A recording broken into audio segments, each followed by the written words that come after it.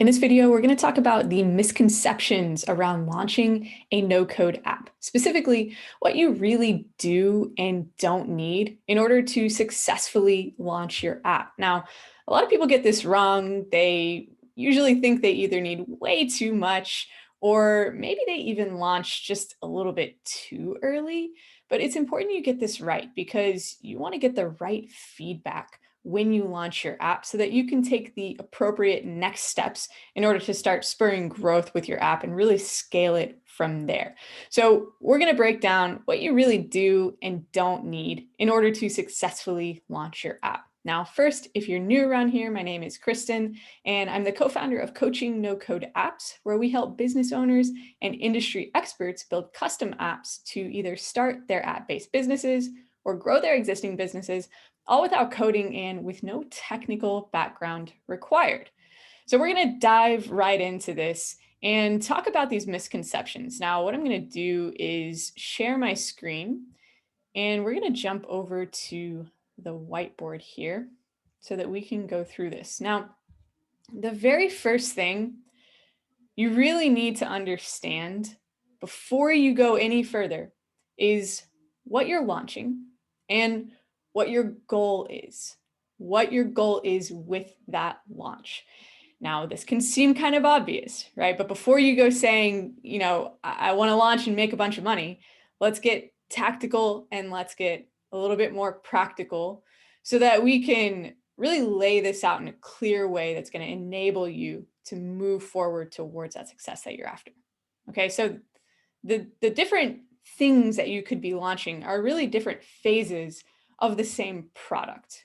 Okay, you can launch at different times, but the timing of your launch is really dependent on the goals of your launch. Or another way to put that is the phase of the product that you launch really depends on what you're hoping to get out of it. So one thing that you could be launching is just a prototype.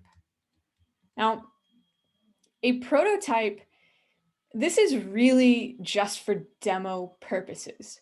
It's not a full working version of your app. It's not the thing that you're going to be bringing your users onto. A prototype is really just a demo of the app that lets you convey the app idea. Okay, it just lets you convey some of the core processes and helps people understand what the app is and why it's there, why it's being built.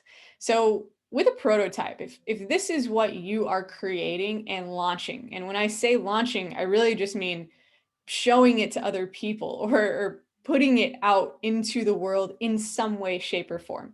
If you're doing that, then you're looking to demo the app, and you could be looking for funding.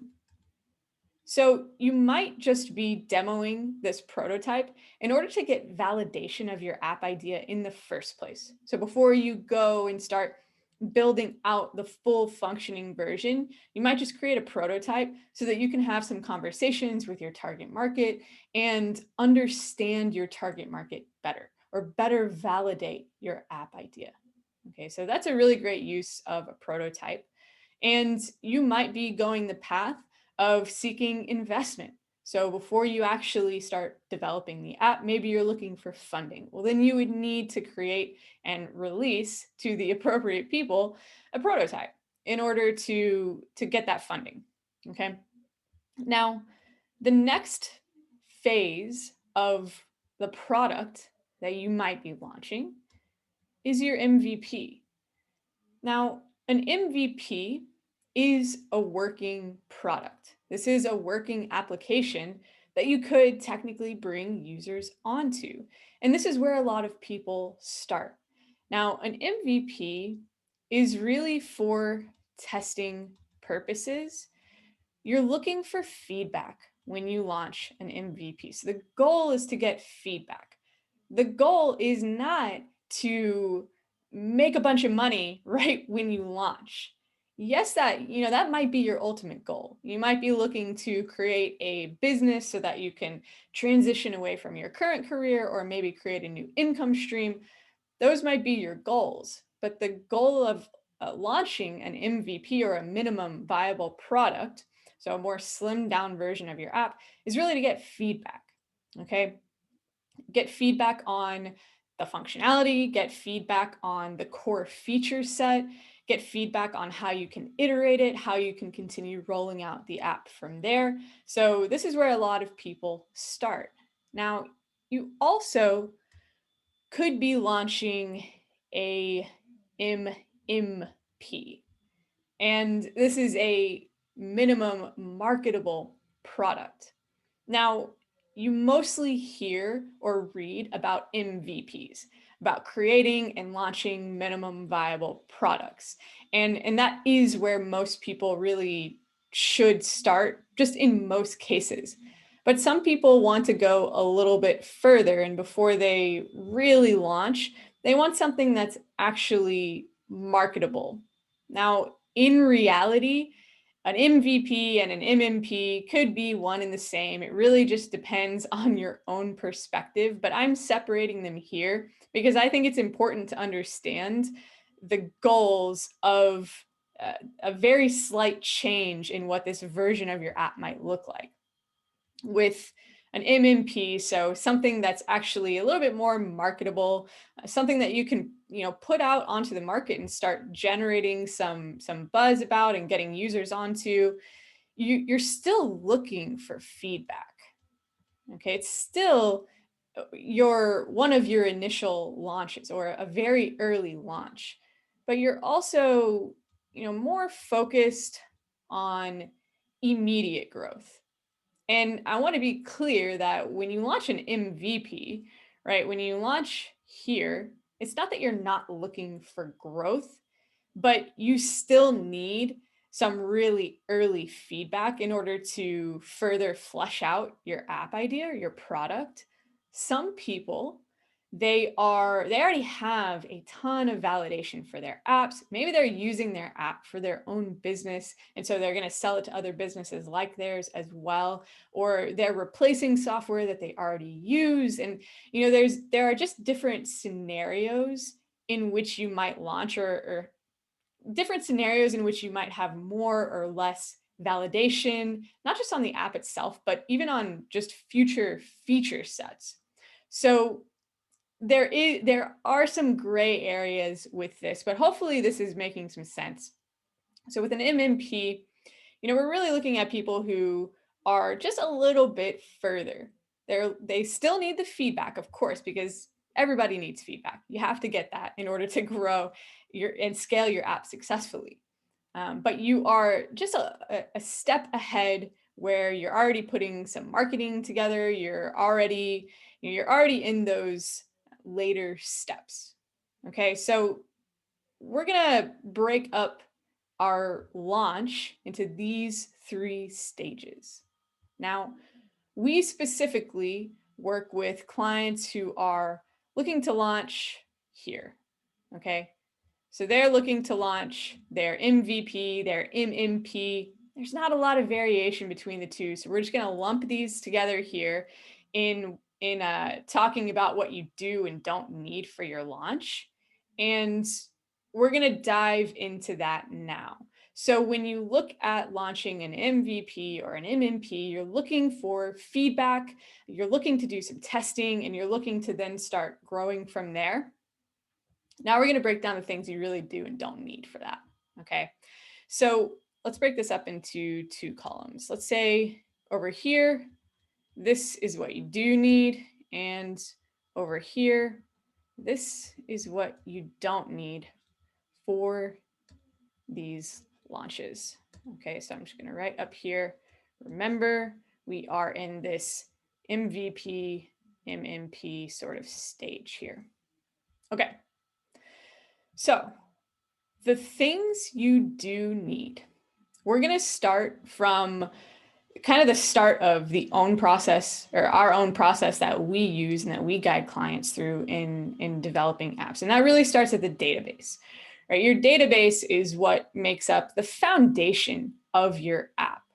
And a lot of people spend way too much time on their databases. And it kind of it kind of leads them astray because think about it this way. If you have this full scope app idea in your head with all the features you've imagined, and then you sit down and try to create the database structure for that full scope app idea, it's going to be really, really hard because there's just so much to it. So even understanding how to create that type of structure for a full scope app, creating the database structure that could account for features and use cases, a year or 2 years from now, that's really, really hard. And it sets people way back because they spend way too much time on it initially, and they end up launching really late because of it. So what you do need is a structure. So we're going to say a database structure that accounts for the immediate use or the immediate features or functionality that you will be launching to your users. So for immediate features. Okay, so you need the database structure to support those initial core features that you're going to be launching. And we're going to talk more about that in just a second. But what you don't need is a database structure that supports your full scope app that you might not even have until a year from now or 2 years from now. I mean, your app is probably going to keep growing over time anyways, but you don't need the database structure now to support every possible scenario that you could run into at some point in the future. So you don't need your database structure, we're just going to say, forever, right? You don't need your database structure to support your forever app. All right.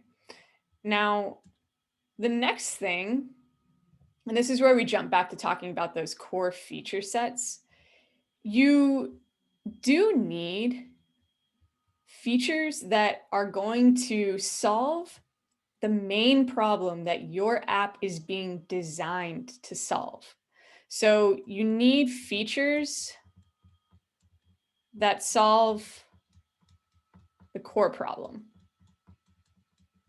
If you have not yet identified that problem, you need to do that. Right? You need to make sure that you've identified the single core problem that you're solving first. Your app can solve lots of different problems, but there has to be one at the core where if you don't solve this for your users, then nothing else really matters or nothing else is all that relevant.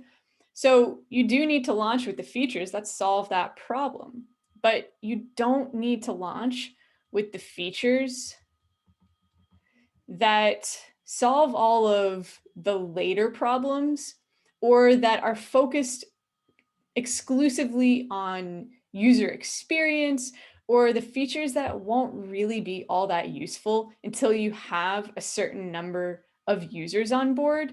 So we're going to say you don't need features that are nice to have. So let's talk about that a little bit more. Features that go beyond that core problem. The reason why you don't need those yet when you launch is because you have to get feedback from your users to make sure that you are effectively solving that core problem first before you should ever really think about solving all of the other problems. Because if you haven't gotten feedback letting you know that, yes, this app is solving users' problems, the main problem that it's been designed to solve, then they're not going to care about anything else, right? Or you shouldn't be focusing on anything else. You should be optimizing for that core problem alone until you know you're effectively solving it. So hold off on those other features until you get that initial feedback. Okay, it doesn't mean you're launching a bad app. People feel often like if they launch without all those later features, then their product isn't good. Really, it's not a bad app. It's just not complete yet because you're using feedback to help dictate what complete should look like. Okay. And then when you think about features that solely focus on UX, user experience, If they don't solve that core problem, or if they don't help solve that core problem, then you can hold off on them. No, that doesn't mean that you need to launch an app that gives people a poor user experience, but you can launch an app that's basic and that lets people use it to solve their problem. And then you can start solving it in more convenient ways, maybe in more enjoyable ways. Later on, whenever you get feedback that actually tells you what would be more enjoyable or what would be more convenient for your users. So wait for the feedback on those. And when you think about features that won't really be useful until you have a certain number of users on board, well, don't spend all your time now focusing on perfecting those features, because you're not going to have all those users up front, or at least you likely won't. Most people don't launch with, thousands and thousands of users already coming onto the app from day one.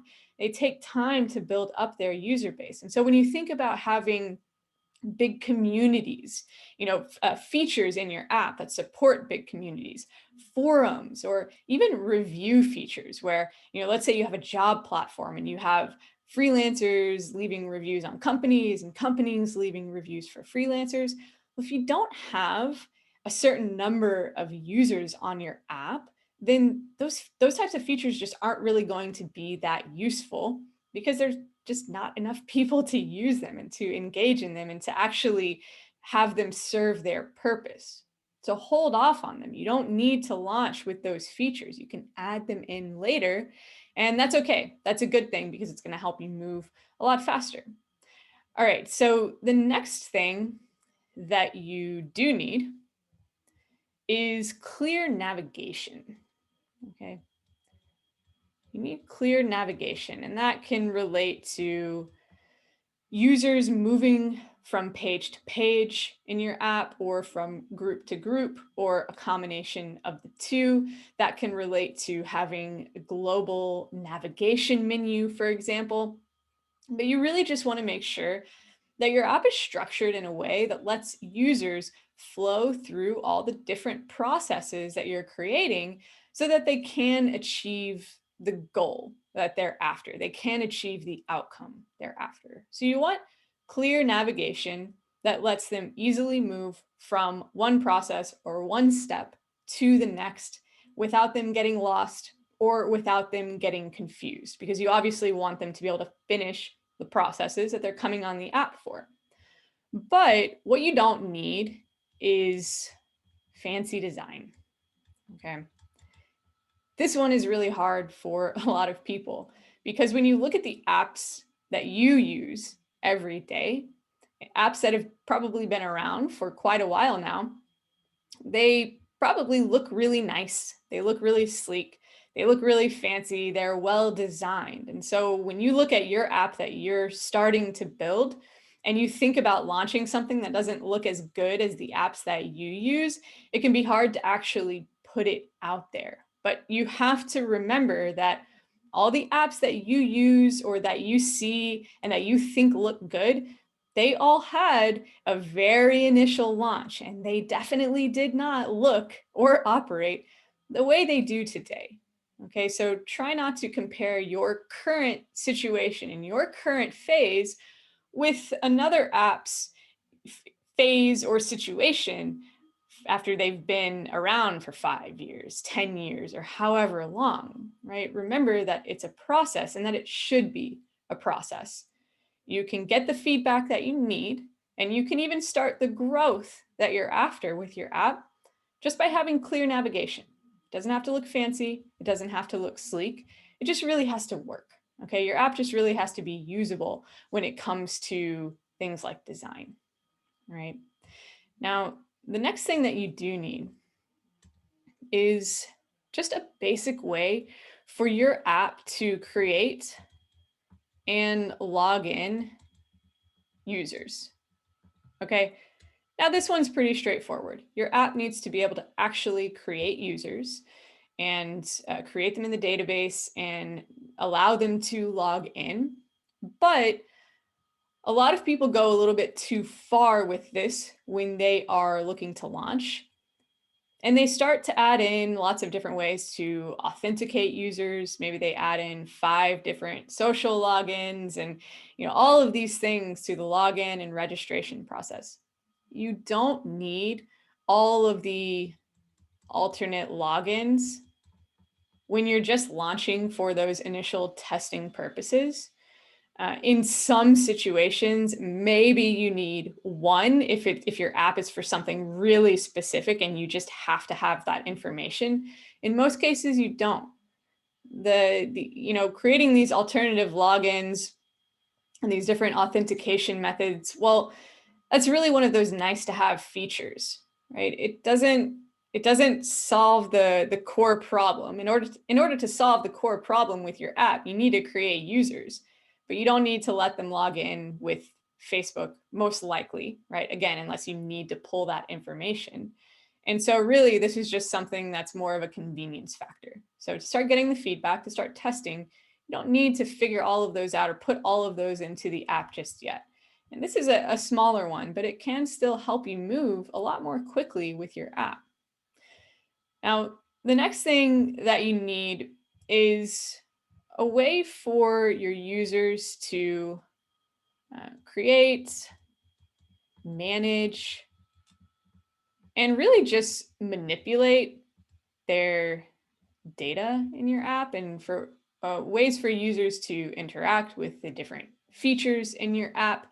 And again, this one might seem pretty obvious, but what you really don't need, and I'm including this again because I want to reiterate it, you don't need to have users interacting with all the later features. Okay, so you don't need interactions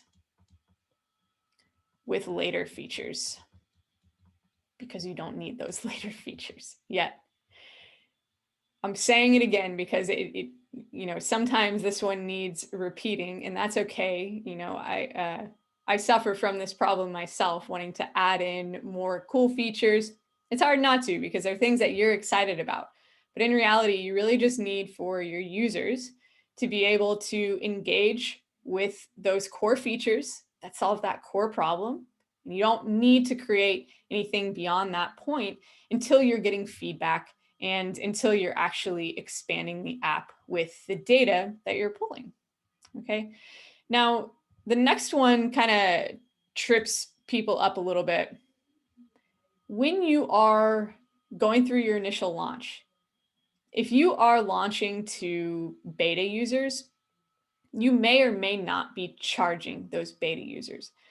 There are different instances when you should or maybe shouldn't charge them, and this really depends on the app, on the goals, on the person, on lots of different things. We won't get into that here. But if you are going to be charging your initial users, then you need a payment setup. Now, I want to be clear that you don't need a really complex payment setup, and you should be doing an initial testing launch before you ever add in your payment features, because you can start testing your app. You can start doing alpha testing with your app before you add in payment features. The core problem that you're solving with your app is solvable without a payment feature. So you can start testing the functionality of your app without adding that in. Okay, but if you are launching and bringing on users, that's what we're talking about now, then you would need an initial basic payment setup. But what you don't need is something really extensive, right? An extensive payment with, 5 payment tiers, a really complex payment plans for 3 different types of users that all have 5 different tiers and a bunch of different options and different structures to them all. You don't need something extensive like that. And trust me, this is if you have not started thinking about your payment plan or options or structure yet, then this could trip you up, okay? Because we see it a lot. You want to get really really complex and unintentionally complicated with your payment. But you can start with something really simple and you can build a ton of traction with a really simple payment setup from the start. And you may never need to add something really complex, but if you do, you should wait on that so you can start building some initial traction early on. Okay. Now we're going to move past some of these more technical features and technical components and start talking about some of the more so marketing related things or the strategy related things. One of the things that you do need to have when you launch is a way to concisely and effectively talk about your app. So you need a way to talk about the app. Now, what do I mean by that? Well, when people are launching an app, most of them think about creating these really big and robust marketing plans. They have lots of different landing pages, lots of different campaigns, really extensive email automations, whatever it may be. They think that they need to launch with all of these things in order to be successful. But in reality, all you really need is just a way to concisely and effectively talk about your app to other people. For most people who are launching apps as businesses, so they're looking to launch something that they can support themselves with down the road that allows them to change their career, add some extra income, whatever it may be. For that type of person, you're probably launching something that people who you already know or who you're already associated with, those people would be potential users for the app. Okay. If you think about this, you probably have people who you know who could be users for your app or who could fall within your target market. The easiest way for you to launch quickly and build traction quickly is to bring those people on board, is to start actually just having conversations about your app, right? And I'm not talking about having some massive kind of like a grand opening of a launch.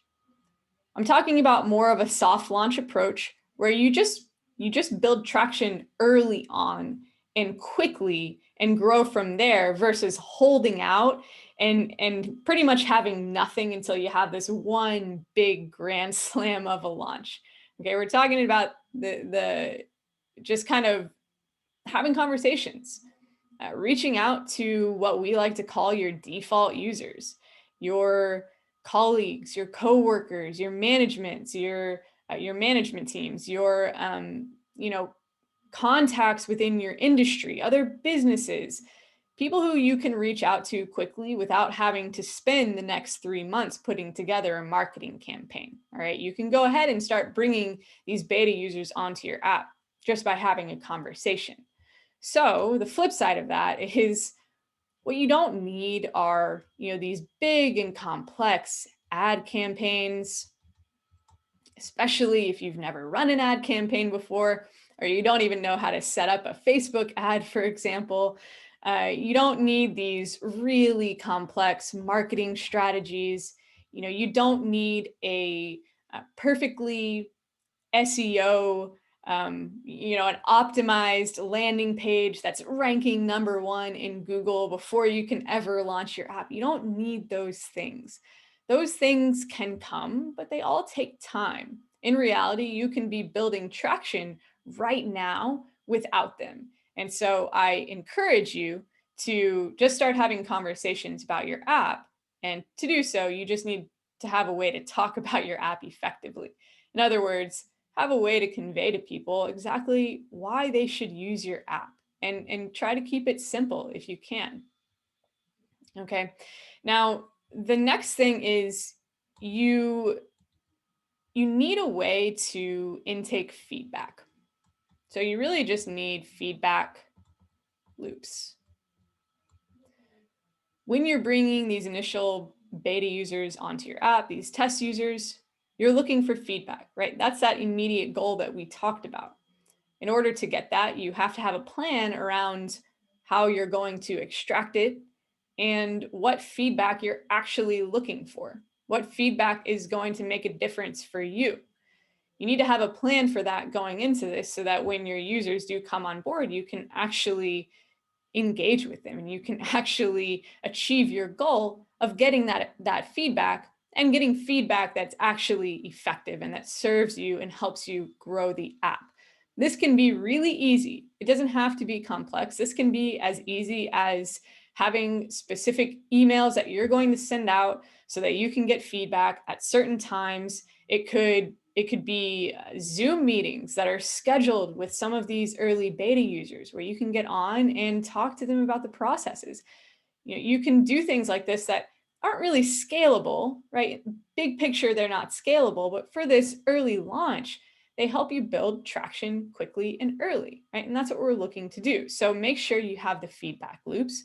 But what you don't need is some really extensive support system already built into the app.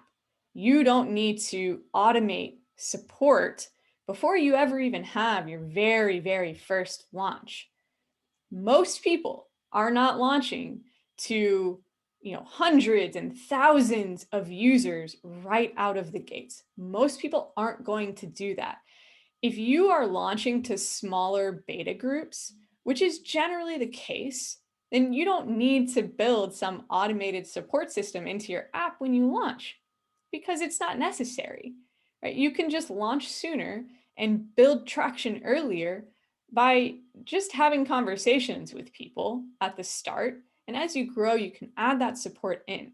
But when you try to automate every little last thing before you ever even launch, then you're losing touch with your app and you're just adding in way more than you need. And when you don't have that, I should say, you're able to actually get better feedback because you're interacting with your users rather than just automating everything away. Okay. So these are the main things that you really do and don't need when you launch. Zoom out and get them full screen here. So the reason why I wanted to spend some time really breaking all of this down is because, again, I want you to be able to launch earlier. Right? We want to avoid launching too late because when you do that, you run a number of different risks. The first being just that you're delaying everything. And you don't want to delay everything, right? You're really excited about this app. It's easy to kind of sit back or hide away in your office and tinker and build everything for a really long time and not end up launching. But the goal of all of this is for you to put it into users' hands. The goal of all of this is to grow an app-based business or to use this app to grow your own business. And so to do that, you need to launch and you need to start getting hands and eyes on it, and you need to start getting feedback. So we want you to be able to launch quickly and launch early so you can start building some traction right away. And we want you to avoid the risk of not being able to get the right feedback. When you build a really robust first version of your app that goes well beyond what it really needs, then you're not going to be able to get all the right feedback that will help you actually grow and scale the app successfully. If you launch with tons of different features that solve all of these little problems and they're geared towards a number of different user types, and you just have this really big broad app, it's hard to narrow down the feedback that you need on any one specific given feature or functionality. It muddies the waters. If you roll out the app in a more kind of segmented way, like we talked about, you're going to be able to get better feedback. You're going to be able to implement it a lot more quickly because you won't have to worry about integrating this feedback on, all of these different features and on this really big, complex app. It'll be with the specific core features that you've initially launched with. Makes it a lot easier to move a lot more quickly. So you can get the feedback, you can iterate, you can implement really quickly, and you can start moving forward. You can keep building that early traction that you've already put yourself on the path for. Okay, so it's important that you're able to launch as early as you can. Okay, so hopefully you find this helpful. I know we went through a lot in this, but again, it's so important. And we see a lot of confusion around this, and there are just so many misconceptions when you're launching a no code app, especially when you're new to the space, you've never launched an app before. So if you want to make sure that you're headed down the right path, if you're looking to launch your app this year and you want to make sure that you're getting started correctly, then we have a free training that we've put together and it helps you go through some initial strategy. And these are tactics that you'll apply early on with your app. But by doing so early on, they're going to help you be set up for that earlier launch a lot more successfully. So, if you started building your app, or if you haven't yet, and either way, you just want to make sure you're headed down the right path, you can join that by heading to coachingnocodeapps.com/workshop. So, we'll hope to see you there. Again, I hope this was helpful. Thanks so much for watching, and we'll see you in the next one.